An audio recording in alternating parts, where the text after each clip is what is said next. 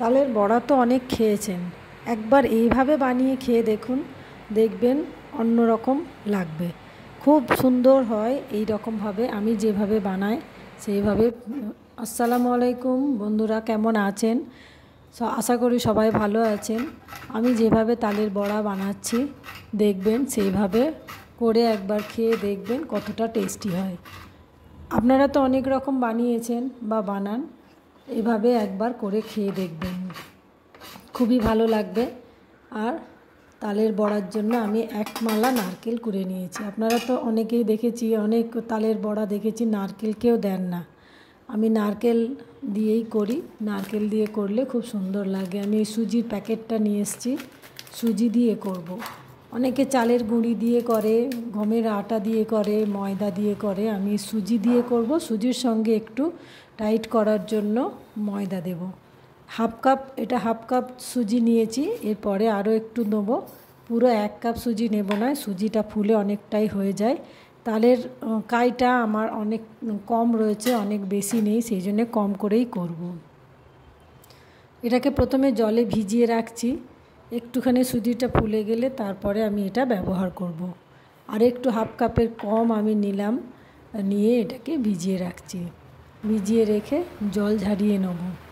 তালের কাইটা একটু গরম করে করে খুব গাঢ় হয়ে গেছে। এই তালের কাইটা সবটা আমি নেব না, কিছুটা নেব। কিছুটা নিয়ে তারপরে কিছুটা রেখে দেবো, পরে আবার কিছু করে নেব। তালের কাইটা আমি একটুখানি নিয়ে নিয়েছি, তারপরে এটাতে আমি এবার সব ইনগ্রিডিয়েন্টসগুলো একসঙ্গে মেশাবো।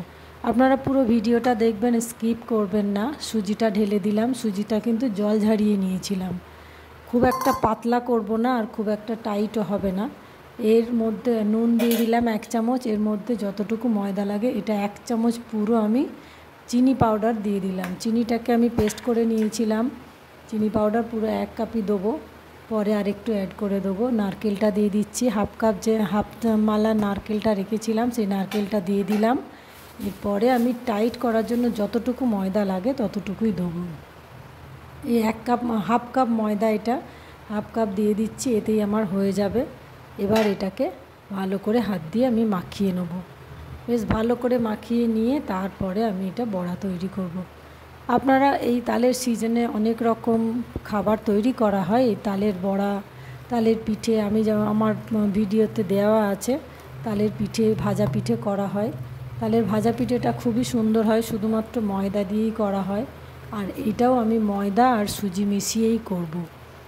আর হাতের কাছে আমার ছিল না, মৌরি ছিল না, আমি সেই হাফ কাপ যে চিনিটা রেখে দিয়েছিলাম সেটাও আমি পরে আবার দিয়ে দিলাম। একটু মিষ্টি কম হয়েছিল, মিষ্টিটা একটু বেশি করেছি, খুব বেশি না। আপনারা চাইলে মিষ্টি যতটা পরিমাণ আপনাদের প্রয়োজন হয় ততটাই নিয়ে করবেন।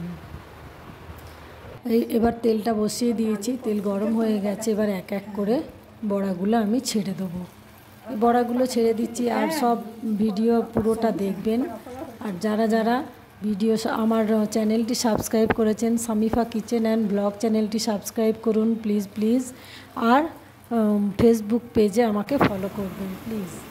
এই দেখুন করা হয়ে গেছে, অনেকটাই ভাজা হয়ে গেছে, তুলে নিচ্ছি। এই দেখুন কত সুন্দর হয়েছে, এত সুন্দর নরম সফট, আর খেতে এত টেস্টি হয়।